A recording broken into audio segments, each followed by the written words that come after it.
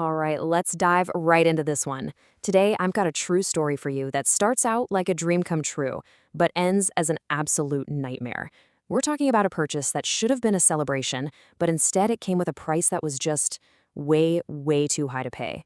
I mean, think about it. What if the one thing you worked your tail off for, your greatest achievement, actually turned into your worst nightmare? For a young man named Vinoth, this wasn't just some spooky what-if scenario.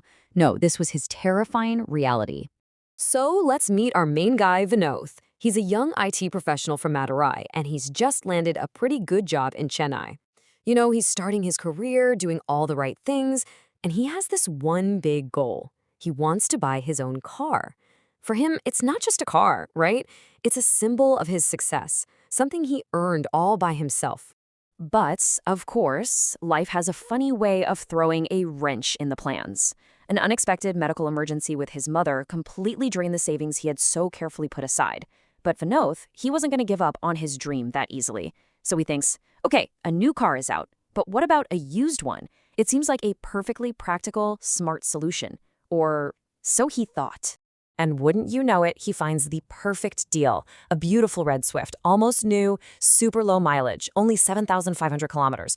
And the price? It was just unbelievably low. You know that feeling? It seemed way too good to be true, like his luck had finally turned around. Okay, so this is where things start to get a little weird.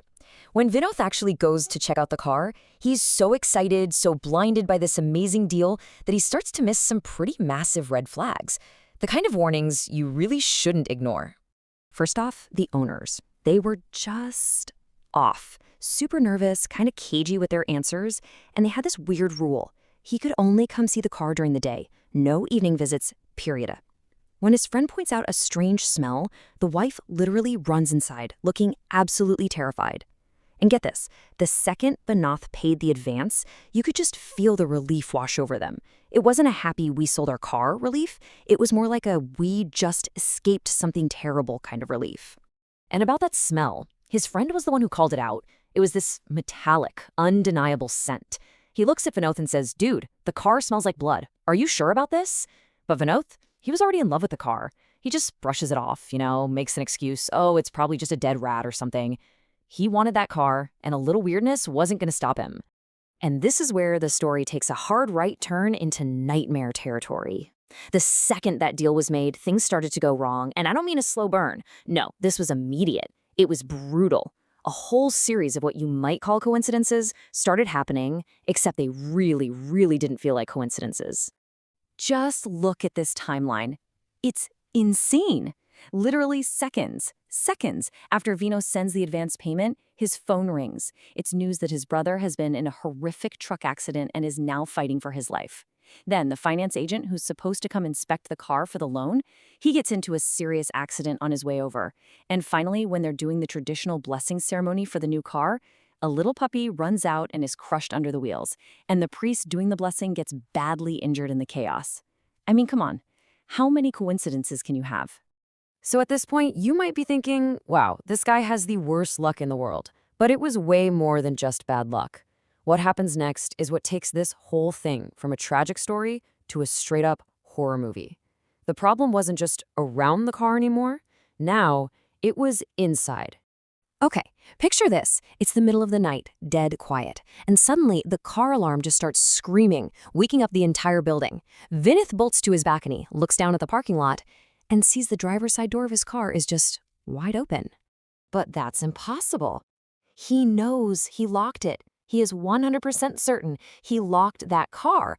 So as he's racing downstairs, his heart is just pounding in his chest, and there's only one question on his mind. Who is in his car? He gets to the gate, and he sees her. There's a figure in the passenger seat, a woman. Her long hair is covering her face, and she's just rummaging through the dashboard frantically. He screams, runs at the car, rips the door open, and nothing. The car is completely empty. She's just gone. And in that exact moment, just as this ghost vanishes, his phone starts ringing. His friend is standing there with it, and his face is just grim. It's a call from his family. His father, who'd been sick, had just passed away. The timing, I mean, he can't make this up. The connection between the ghost and this new tragedy was just undeniable and absolutely bone-chilling. But the horror wasn't done with him. It actually followed him back to his hometown for the funeral.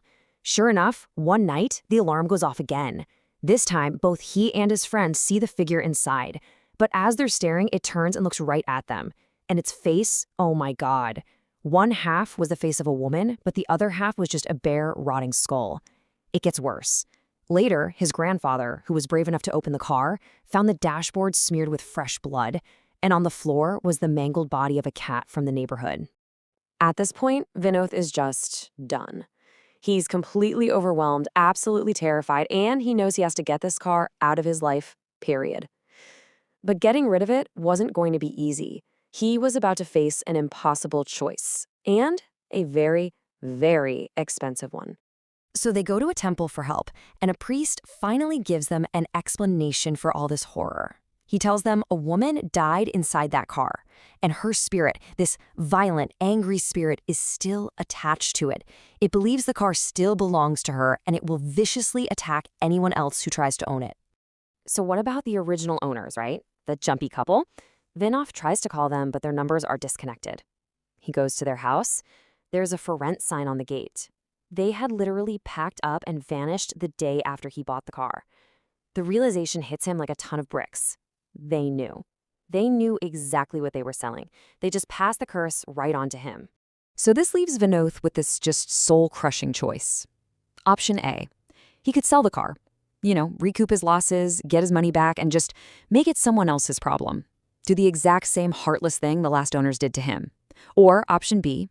He could scrap the car. Take a massive financial hit, but know for sure that this nightmare ends with him.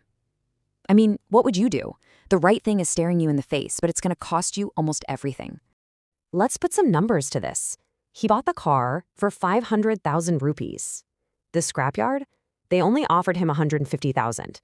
So the price for doing the right thing, for breaking the curse, was 350,000 rupees. That is a massive, painful financial blow, especially on top of everything else he'd already lost. But for Vinod, after everything he'd been through, after watching his family suffer, after losing his father, was it really a choice? There was no way. He simply could not, in good conscience, pass this nightmare on to some other innocent person. So he took the hit. He absorbed the loss. He chose to be the one to finally end the curse. Vinod's story is just wow. It's such a chilling reminder that sometimes the things we buy come with more than just a price tag. They come with a history. And it kind of makes you wonder, doesn't it? That car you drive, that antique piece of furniture, how well do you really know the story of the things you own?